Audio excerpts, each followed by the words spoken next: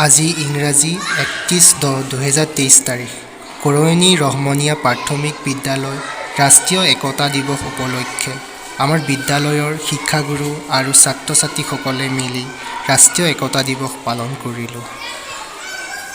উক্ত কাৰ্যসূচীটোৰ কিছু মুহূৰ্ত আপোনালোকৰ মাজলৈ বুলি এৰিলোঁ।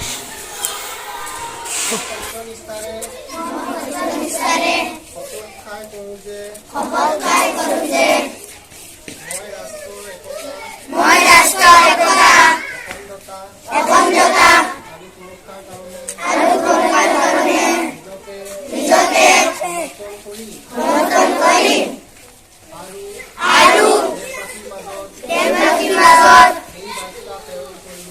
এই বাৰ্তা প্ৰেৰণ যত্ন কৰিম।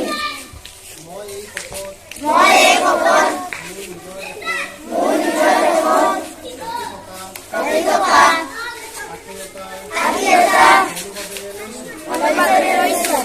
যি ভাৱনা